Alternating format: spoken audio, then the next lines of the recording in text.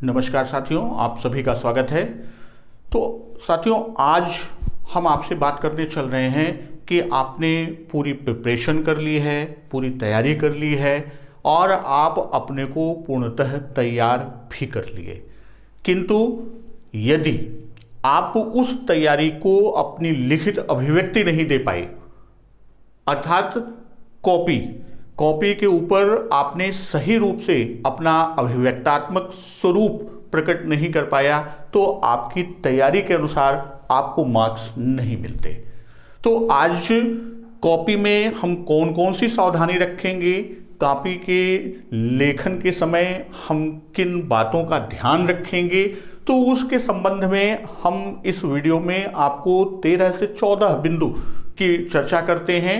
और यदि आपने इसे ध्यान से देख लिया तो ये विश्वास कर लीजिए कि आपको हर सब्जेक्ट में 2 से 3 मार्क्स तो आपके इंक्रीज हो ही जाएंगे। मैं अपने विगत 16 साल के डाइट, शिक्षण और कॉपियों के मूल्यांकन के आधार पर यह बिंदु आपसे शेयर कर रहा हूं। सबसे पहले हम लोग देखते हैं इन बिंदुओं में कि आप एग्जामिनेशन हॉल में बैठते हैं, जैसे ही आपको कॉपी मिलती है तो कॉपी मिलते ही सबसे पहले हम इस बात को चेक कर लें कि जो कॉपी आंसर शीट हमें मिली है वह उत्तर पुस्तिका सही से पिनअप है, अर्थात वह खुली ना हो। उसके बाद दूसरा सबसे महत्वपूर्ण काम है आपका रोल नंबर एंट्री करना। तो आप अपने रोल नंबर को सही से डालें। क्यों? क्योंकि थोड़ी सी देरी हो सकती है लेकिन काम सही हो। आपकी कहावत भी है, दुर्घटना से देर भली। होता क्या है कि लोग कंट्रोल नंबर डाल देते हैं, कंप्यूटर आईडी नंबर डाल देते हैं और गलती ये होती है कि आपकी कॉपी मिसिंग में चली जाती है। क्योंकि उस पर रोल नंबर है नहीं सीटिंग प्लान के अनुसार, तो आपकी कॉपी का नंबर जो है वो आपकी अंक चिट पर नहीं जाता। तीसरी चीज, आप अपने साथ अपनी स्केच और डिफरेंट कलर, कम से कम 2 कलर अर्थात ब्लैक और ब्लू पेन जरूर लेके जाएं। एक्स्ट्रा पेन भी अपने पास रखें। अगली चीज कि जब आप कॉपी करते हैं तो वहां पर आप क्या करेंगे, वहां पर दोनों साइड में, जैसे आप कॉपी लिखते हैं तो लेफ्ट और राइट, तो लेफ्ट साइड में आप ज्यादा हाशिए का इस्तेमाल करें और राइट साइड में हल्के हाशिए का इस्तेमाल करें। उसके बाद नहीं, बहुत सारे लोग नहीं हाशिया बनाते, वो सिर्फ कॉपी को फोल्ड करके और डिमार्केट कर देते हैं। वो आपके ऊपर है कि आप कैसे करते हैं। अब हम सीधे आते हैं कि प्रश्नों को कैसे लिखें। तो जैसे बात होती है कि प्रश्न संख्या जो है वो आप बीच में लिखें और मोटी पेन से या स्केच पेन से लिखें। आप वहां प्रश्न संख्या, उत्तर संख्या, प्रश्नोत्तर संख्या, आंसर नंबर, यानी जिस विधा में भी आप वहां लिखना चाहते हैं वो लिखें। और जैसे हम बात कर रहे हैं बहुविकल्पी प्रश्न को, तो बहुविकल्पी प्रश्न जब आप शुरू करिए तो कोशिश करिए कि आपके प्रश्न वो सीरियल में हो, सीक्वेंस में हो। जैसे आप प्रश्नोत्तर संख्या 1 की बात कर रहे हैं, आंसर नंबर 1 की बात कर रहे हैं, या उत्तर संख्या 1 जो भी आप लिखते हैं वो लिखिए। उसके बाद फिर नीचे जब आप लिखते हैं तो आप विकल्प, जैसे मान लीजिए ABC 1 2 3 या आबा सादा दिया है तो तीसरा विकल्प सही है सा, तो सा को लिखें और साथ में उसका खंड भी लिख दें। उसका कारण क्या होता है कि जब एग्जामिनर कॉपी चेक करता है तो उसको वो कुछ कॉपियों के बाद याद हो जाता है और वो जब आपका लिखा हुआ जो भी उसका मैटर है वो आप लिखे रहते हैं तो उसी के आधार पर वो मार्किंग करता चला जाता है। और यदि आपने सिर्फ विकल्प आबासा या 1 2 3 लिखा तो उसे पुनः पेपर पलटना पड़ता है कि इसमें कौन सा विकल्प है, तो उससे भी एग्जामिनर को थोड़ी सी झुंझलाहट होती है। हमेशा टॉपिक को आप डिसाइड कर लें कि आप बहुविकल्पी कर रहे हैं, अति लघु कर रहे हैं, या आप लघु के कर प्रश्न को हल कर रहे हैं। अगला बिंदु जो विशेष ध्यान रखना है कि कोशिश करिए कि प्रश्न संख्या 1 से ही स्टार्ट करिए।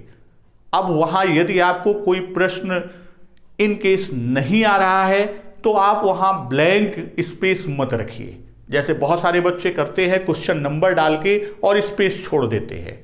नहीं, वो गलती नहीं करना, क्योंकि वहां आपने क्वेश्चन नंबर या आंसर नंबर, प्रश्नोत्तर नंबर डाल के ब्लैंक छोड़ा है और वो जल्दी में लास्ट में आप लिखते हैं, बाद में लिखते हैं, तो यहां एक बार एग्जामिनर क्रॉस कर दिया है तो फिर वहां पे वो उस पर नंबर नहीं देता है। हो सके तो सभी प्रश्न को सीरियल से करें। इनकेस यदि बीच में नहीं आता तो वो आप बाद में ले जाएं, लेकिन कोशिश करिए कि ज्यादातर प्रश्न आप सीरियल से लेके चलिए। जो आपके प्रमुख शब्द हैं या प्रमुख लाइन है जिसे आप उद्धृत करना चाहते हैं, फोकस में लाना चाहते हैं, तो जैसे आपने ब्लू पेन से लिखा तो ब्लैक पेन से उन शब्दों, उन वाक्यांशों या उन वाक्यों को अंडरलाइन कर दें। लघु उत्तरी प्रश्न की बात हम कर रहे हैं, वहां आप कहानी में न लिखें, अर्थात कहानी का स्वरूप आंसर को न बनने दें। आप छोटे छोटे पैराग्राफ्स में लिखें। उससे होता क्या है कि एग्जामिनर का ध्यान आकृष्ट होता है और आपको अच्छे मार्क्स की ओर लेके जाता है, यानी आप उसमें अच्छे मार्क्स गेन कर सकते हैं। किताबी कीड़े का रूप आपके कॉपी पे नहीं दिखना चाहिए। आपने लिखा, जो रटा हुआ है हूबहू वही उतार दे, नहीं, आपने वहां से रटा लेकिन उसे अपने शब्दों में व्यक्त करने की कोशिश करें, यानी एग्जामिनर को लगे कि आपने पढ़ा, भाव ग्रहण किया और उसे अपने भाव में व्यक्त कर रहे हैं। वो भी आपके नंबर पर प्रभाव डालता है, वो इंपैक्टफुल होगा। पेज को बचाएं न। अति लघु जहां खत्म हो रहा है उसके बाद लघु दूसरे पेज से शुरू करिए।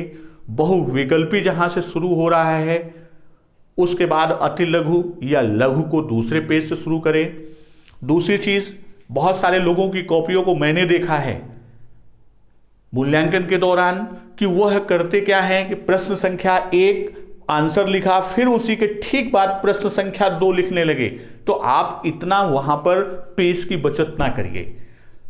वहां आपने जैसे प्रश्न संख्या लिखा तो कम से कम 2 से 3 लाइन का स्पेस छोड़ के तब दूसरे प्रश्न को, जैसे आपने बहुविकल्पी में एक शब्द, एक वाक्य अधिकतम लिखना है, अति लघु में भी आपको अधिकतम 20 शब्दों में लिखना है, तो जहां खत्म होता है कम से कम 2 से, बहुविकल्पी में 2 से 3 लाइन का गैप कर दीजिए, और अति लघु का है तो उसमें भी 3 से 4 लाइन का गैप कर दीजिए।